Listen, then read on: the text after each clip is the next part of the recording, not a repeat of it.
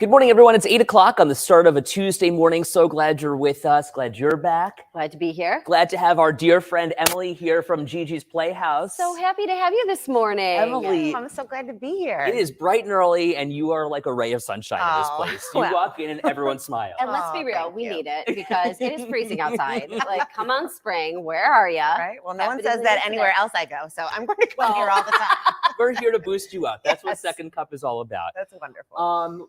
Everybody say hi to Emily, who's here from Gigi's Playhouse. Emily, tell us a little bit about Gigi's, and then we'll talk about why you're here today. Sure. So Gigi's Playhouse is a Down Syndrome Achievement Center. It's located here in Western New York at 326 Kenmore Avenue. So what we do at Gigi's Playhouse is we provide free services for people with Down syndrome, and that starts prenatally and goes all the way through adulthood. We also do a lot of advocacy work. We have a lot of resources available to the community, a lot of events. So it's just a great place. Now, Emily, this is actually personal for you, and you started Gigi's Playhouse yourself. Yeah. This is like the coolest thing in the entire world because really what you found was that there were little or few services available, and then that kind of escalated into this whole big thing now for really what started with your own family now affecting so many other families. How has that been for you to see this transition? Well, so, like you said, when I had my son, Paulie, who has Down syndrome prenatally, I didn't have a lot of support from the medical community. I'm a former educator, so I was really interested in inclusion, and I don't remember seeing a lot of people with Down syndrome in the schools. So that was really kind of two things that were really important to me to make sure I was doing for the community. So, I thought, I've heard of Gigi's Playhouse. I knew they were across the country. I knew they brought great resources to their communities. And I thought, let's try it. Let's try and see if we can do this. It was a big swing, a big step out there, but had a small team, a small startup team, and we all kind of hit the pavement, fundraising and working together. And I think when you're in your lane and when you're doing something that is truly needed, it just kind of seamlessly happens. Well, And that's what happened with Gigi's. and because it obviously was needed, because it did take off, because you saw there were a lack of certain things here. We really needed a gathering place. We needed like a brick and mortar. We needed a facility that stood tall and proud. And sort of what I love about Gigi's are all the large pictures of people with Down syndrome on the windows. And just, to let people know we're here, come and see us, come and learn, stop in. We really needed that space, a designated space. It goes so far in pushing through the things we really want to see happen for the community. So here we are on Thursday. It is March 21st, 321. And 321 has significance, especially the number 21. Yes. So talk about the significance and what goes on World Down Syndrome Day. So 321 is March 21st. It's the third month of the year, the 21st day of the month, which stands for 3 copies of the 21st chromosome, which is what our friends with Down syndrome have. They have that extra copy of the 21st chromosome. So around the entire world, we celebrate this night, and we do special things in all different places throughout the world. Here in Western New York, we've reached out to various iconic buildings, the Peace Bridge, the Falls, and we're really seeing the Buffalo community coming together, and they're gonna light their buildings in blue and yellow. And then what we have done also is provided a way for people to celebrate with their loved ones and their communities. So we have pickups at the Playhouse. The blue and yellow light bulbs, people can come by, grab their bulbs, put them in their yards. Like you put them in your porch light. Yeah, well, we just unscrewed and stuck those in. So we're asking people if let's say I want to stop by and get a light bulb, Yeah. when can I do that? Yes. So during our business hours, Okay. which are on the website, we have a calendar. So it's at gigisplayhouse.org/Buffalo. And then our business hour, there's not many days left. So today it's 8 to 12. Tomorrow it's 8 to 4. And then Thursday it's 8 to 4. So you could stop by anytime at Gigi's Playhouse and pick up the sign. We also have signs that we're giving away for free. So people understand why there's blue and yellow bulbs. The sign helps. So, Emily, Jeanette is wondering, are you hiring or accepting volunteers? oh yes, we are always accepting volunteers. Because our services are free to the community, we greatly depend on the talents of our community members. So so many of our programs are run by people who are just interested in working with people with Down syndrome, people who have education degrees, people who are therapists. We have a whole mix, lots of college partnerships. So yes, we are very much open to volunteers. We do have a very small paid staff, and we're not hiring at the moment, but you never know. So I would, I like that. Yeah. So that's great. And you know what? The different kinds of programs you offered too, there might be something for anybody who's interested in volunteering. Like you mentioned the different therapies. I know there were music classes and kind of music related things. And I was there, there's cooking, food related classes, and, you know, just a variety of things that you can get involved in. Well, we often discuss on this community advisory board that I'm a part of, you're a part of. We often talk about how you guys are now moving into adult services as well, because the continuing education process, essentially, or the learning process, stops in many places once you reach a certain age. It does. It's really horrible. You know, a lot of times when folks with Down syndrome graduate out of high school, which is 18 to 21, it can be anywhere in that range, there's just really not a lot going on for them in the community. And, you know, a lot of families and a lot of people with Down syndrome, they want to go to college. They want to have careers just like their friends and their siblings. So we are dedicated at Gigi's Playhouse to creating a space that will foster that. And we are in the early stages of that. But currently we do have adult programming happening during the day. And we have a really lively, vibrant space going on there. And then, you know, our bigger goal, though, is that we want to have a university on site as well as a coffee shop. Right. And then, you know, people can intern there and get job placement in the community. So that's what we're really dedicated to doing in the future, in the near future. You should be really proud of yourself, because wonderful. this is such a cool opportunity for you personally, but also professionally. Like, you are taking something that you are passionate about, that you've been affected by, and really making it into a space that's welcoming and really vibrant for people who would otherwise be what? Where would they be?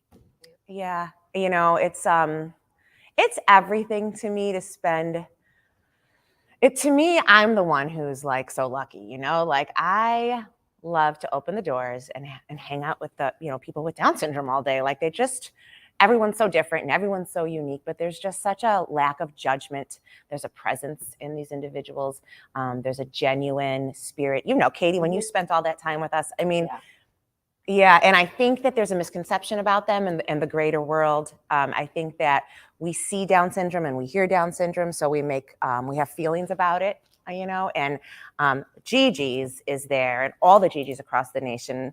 We're here to say, like, come and learn. This coffee shop, this place that will be forward facing to the community, where people can come and, you know, interact and see that, like, we're so much more than, not that we're not beautiful on the outside too, but like there's so much more to us and so much to learn about. We have amazing artists, amazing athletes, amazing comedians, amazing writers, you know, that I just think get overlooked. Yeah. So I'm so grateful to you guys too, who shine a light on this specific group of Down syndrome, you know, because we do get lost in the disability shuffle. So wow, it means so much for you to say, let's talk about Down syndrome, you know? Well, we appreciate you, Emily, Yeah. and so many people do here as well. Yeah, we're getting some really, really lovely comments coming in talking about, let's see here. Jason says, thank you for everything you do in the community, Emily. Peter said he had the privilege of working and training adults with disabilities, and let me say it was rewarding in many ways. Right. James says it's wonderful. He's worked with people who have special needs. There's so much talent and intelligence that can go unnoticed. So I just love the idea of a coffee shop too, because, like, let's be honest, everybody goes it. You want to get your morning cup of coffee. Look at the three of us right now, you know, and this is a great way for people not only to learn right behind the scenes, but also for the community to get involved. Yes, and we've also had like a really kind, awesome helper in the community, Overwinter Coffee. Oh yes, I love Overwinter. Yeah, they're not only are they a great coffee shop, but they have a really genuine, kind heart. So they've helped us with, like, let's price out your equipment. Let's see what this place can look like. These are blueprints. These are like, they have been right beside us anytime I email them, and so you know, they want to help us train the people that we're going to put, you know, working with individuals with Down syndrome. They want to help train us through the process. So yeah, I would be remiss if I didn't say that they've been super kind and helpful and compassionate about the whole thing. What a great community partner. And you know what, that's very cool to me, because they are a genuine community business that's relatively new in our community as well. I mean, I think they are opening a second location, or they have two locations, one downtown and one on Elmwood, if I'm not mistaken. I know the one on Elmwood for sure. I think they were downtown for a while. I don't know. Either way. One on Main Street in Williamsville. There you go. Yeah. So there are at least two. And so the fact that they are here and working together with community stakeholders like you guys, that's so cool. Yeah. Awesome. I was very touched by that. Very Western New York. all work together. for I sure. love that. Okay, Yes. so March 21st is World Down Syndrome Day, so you can get your blue and yellow lights from Gigi's Playhouse. You get a sign Today- if you want. Yes, Yes, today, the tomorrow, sign. and Thursday. Yep. Look up their business hours. Swing by, and then it's Thursday night. We want everything lit up. Yep, 5 to 7 is the party. We have a party at the Playhouse too. I didn't mention that. You're welcome to Party. stop by. We have adult beverages, food for the kids, drinks for the kids. We have a Ed's DJ. like, okay, We I'm have- there. We're serving a signature cocktail called the 3-2-1. Oh, cute. I love this. What's in Yes. it? Well, it is 3 how do shots you of tequila. and a little food coloring. Yeah. It's called a margarita. Johnny, my boy, can you drop a link to Gigi's Playhouse? Thank you very much in the comments here. It's gigisplayhouse.org/Buffalo. Again, we are so grateful for you. Thank you for everything you do in our community, and we're happy to help Yes. shine Thanks a for light being in the friends. It's clouds. so to us. nice to always Always. see you too. Yes. We really appreciate you. Oh, Emily. same here. You guys are like family. Oh, Emily. You are. You make my heart so warm. Also, what perfume are you wearing? You smell She great. does smell good. I know. You know those alt 24 or the alt perfumes where Yeah. they like so this one's called Iris and they like sort of imitate like a really Yeah. expensive one. What is it? I don't know what it imitates. We're It's very called fa- Iris. We're very familiar with the things that imitate expensive things. Same We've here. been there. We've got no shame here. champagne taste on a beer budget. That's what it's all about. Yes. What are you pointing at, Paula? Oh, yeah, you want to show the sign really quick? Yes. Paula's our producer here. Come on in, Paula. You want to say hello? You might not be able to see her. She's You're asking for it. She got to Paula. get up on the platform here. We don't want to blast. Paula. Put it over. You can't That's see it. me. There you go. There she is. She's our little friend. Coming from Ed? Really? Wow. Oh, Ed. But yes, we're all friends of the show here. Don't go anywhere. You're Come making her stay. run away. Good thing I Brittany- ran off as soon as Emily came on. I went upstairs and put some makeup on, so that's a good thing. Yes. Paula, you always look beautiful. Brittany likes your idea of the drink. Oh, with the 3, 2, 1. Yes. It'll put you right to bed. Good idea, right? Good idea. Emily, thank you again. We really appreciate you. Such a She pleasure. says Thank you are amazing. Thank you so much for everything you do. Aw, And thank we you. couldn't be more grateful for you. Yes. Thank you. Okay, so let's talk about the alligator now, because All I right. feel like that's what everyone wants to chat about as well. Johnny, our boy Marrero, hit some alligator video because I think you've got it sitting here, or you've at least got the petition up, I think. This petition getting like hundreds of thousands of signatures. This is a huge deal. The reality of this alligator, being this is like a bizarro story. I It's hate to kind of even- wild to watch him walk. Yeah. Okay. Mhm. Also, the fact that he's being scratched by kids, I think that's so cool. Yeah, we'll leave him here. Yeah. Yeah. We And then can keep 'em. Thank we'll you. highlight him again. Put them on your lawns. I love it. Thank you. Thanks, Emily. Okay, yeah. So the thing is, we're learning more and more about this story, and I don't know where to sit on this. think we're hearing a lot of one keep side them, of the just keep them story, on. if I'm being very clear. Okay. Because the DEC is not doing interviews yet, and I know that there's like this real push, and I totally, you guys know how Tomorrow, much I love Mercedes is animals and how coming. I Do you feel know about that? animals, so I Yes. totally Okay. understand that What is bond. she doing? I do. Oh, should I take this off? That video scares me with the little kids petting the alligator. I just, I understand. from a safety perspective, I think there's a lot of information that we still need to get, and I think we need to all wait to hear all the sides. I am obsessed with this story, and let me tell you why. Because normally, when there is a story, and I see both sides of most everything, I'm very Mhm. down the middle. You kind of have to be, I feel like you need all information to truly be down the middle. You know, Right. And so here I am, I don't know what to think. And it's kind of mind blowing to me that I don't know. I just, like, on one hand, I see, okay, it's the guy's pet. On the other hand, I'm like, the law's the law. But then he's like, I broke the law, sue me. That's basically what he's saying. Mary kind of echoing that, saying, sorry, I'm having some detailed thoughts now. One being, does the alligator see a vet? I don't know.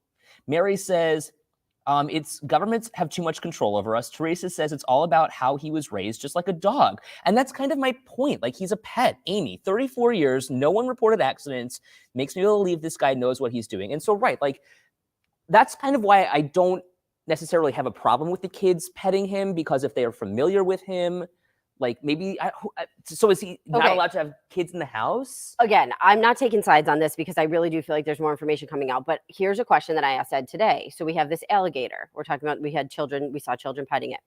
Ed has a dog. I said, would you let your dog run around the alligator? What did you tell me? I say no, because my Gladys is not Okay, food. so right. But so, and like, just think about that. I know. You know what I mean? Because like, I even get nervous sometimes when my dog plays with other dogs that I don't know well. You're just nervous, period. Fair. But do you know what I mean? Like I know. I just don't know what to think about this. And Lauren, okay, if it were my kids would not be near the gator, but to each their own, and I'm not against that.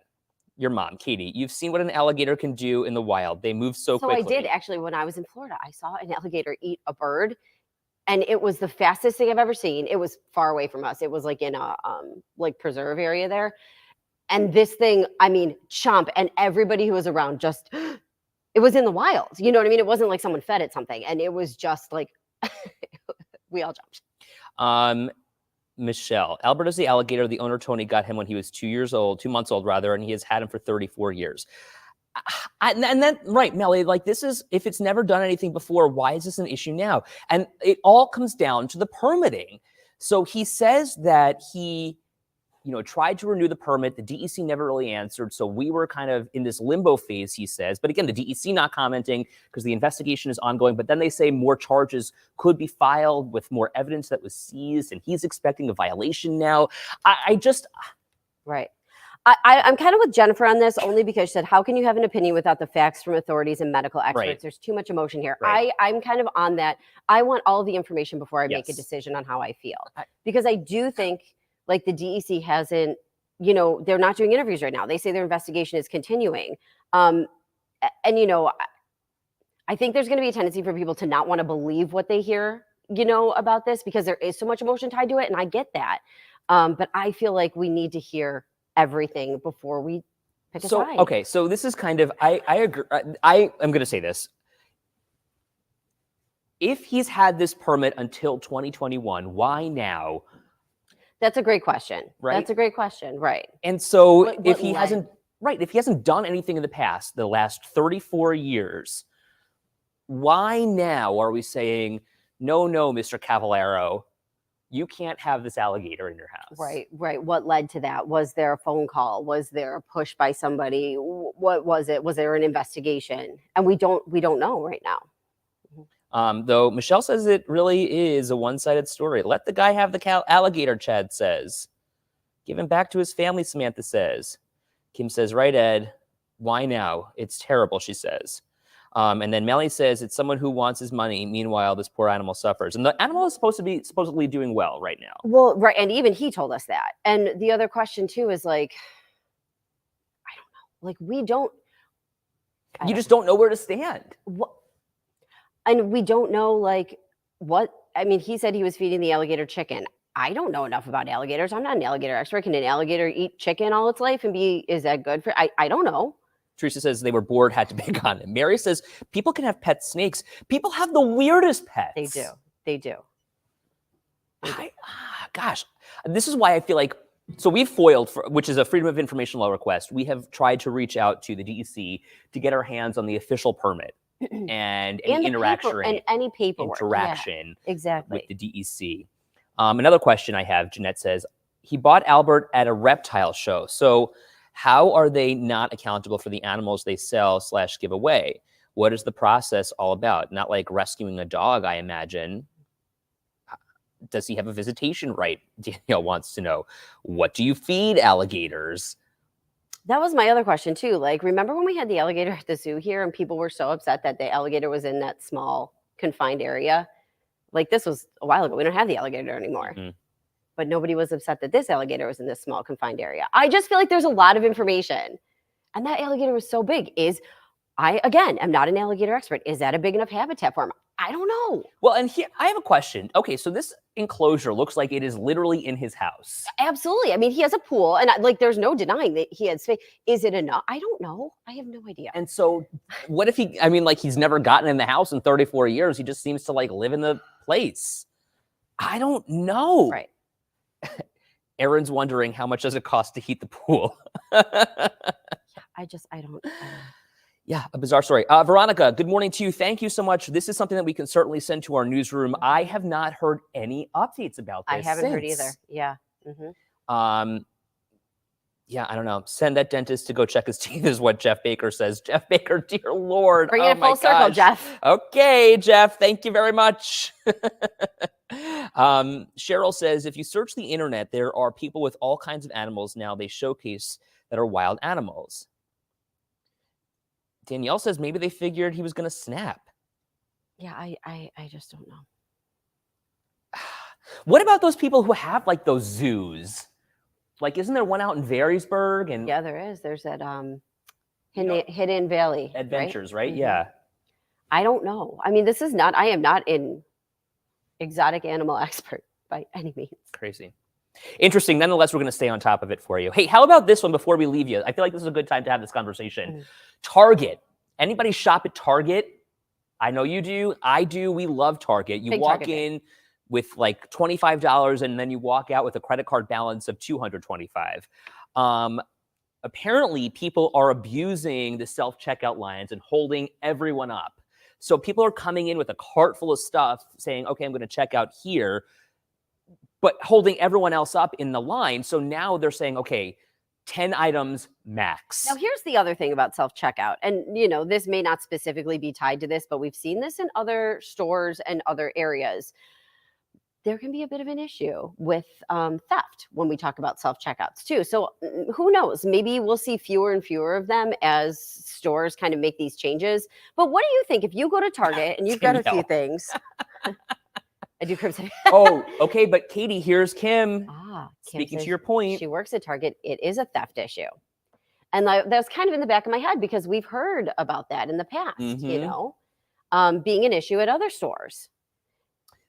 Amy says, cashiers don't know how to bag items anymore. I've had chicken put with my baby toys. I prefer to bag my own, but I never shop Target with less than 10 items.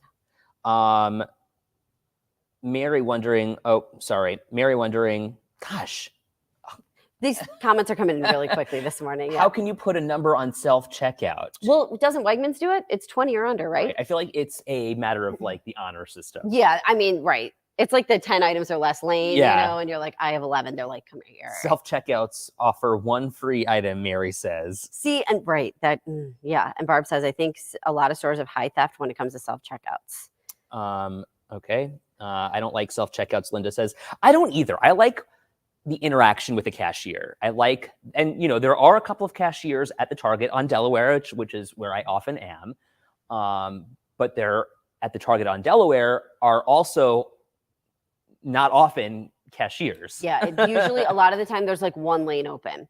And I was there. Do you know what I mean? Oh, I do. I was there the weekend of Thanksgiving. So it was Black Friday weekend, really, if you think about it. And I want to say, the line for the self-checkout was, you know what I'm talking about. I mean, it is halfway down the store. And there was one cashier open. I actually think I was the Karen there because I did write an email to Target because I have their app. I shop there a lot and they ask for my feedback sometimes and I gave it. Okay, well. Because I was like, it was the weekend of Black Friday. They were not staffed enough in my humble opinion. So Kenneth says you should treat drive-thrus the same way as self-checkout or checkouts the same way as drive-thrus. Oh. I don't want to sit behind a family of 6 waiting for their food. Yeah, I'm right there with you. Like if you're ordering a million things from Starbucks, go inside. Shirley also mentioning too, Wegman stopping the self-scanning. And you know what she means? The one where you would scan it and then bag it while you were shopping. I forget what they called it. It was called Scan. The Scan app. That's what it was. Yep. Shannon, Martha, good morning. Self-checkouts equal job loss. Yes, Ed, I enjoy cashiers. I was one of them. I don't mind cashing myself out if it's like 1 or 2 things, but I agree. Like let's employ people, but what's the impact though? Does that mean my prices are going to go My up? husband does not like a self-checkout for that reason. Now, I don't mind bagging my own stuff. For example, at Aldi, I'll go through the cashier. I don't mind bagging my own stuff because I like to bag it in a certain order of how I put the groceries away at home. Brittany says, I want to go to a person. I like the interaction. I didn't get 2 weeks of training and pay. Right, exactly. Right. If I'm bagging my own groceries and I'm checking out, I should get a discount. Like, don't charge me the 5 cents for the bag. Can I tell you something? You get a discount in the time that it takes you later because it takes me way less time to put away groceries that I bagged because I put them. Well, do you not put them on the belt? the way that they You should be do in bagged? Aldi. You never go to Aldi. And they scan them, they throw them right in the cart. Right. And so then you go over and then you put your bags out and then you, oh, you're saying the way they should be bagged? Yeah, Not always. I mean, you just put them on. I put them as much as I can in that order, but then they go into the cart again anyway. So We got to get the show on the road. World Down Syndrome Day, 3/21, March 21st. Grab your lights from Gigi's. We'll put more information on WKBW.com. have a great day. Have a great day.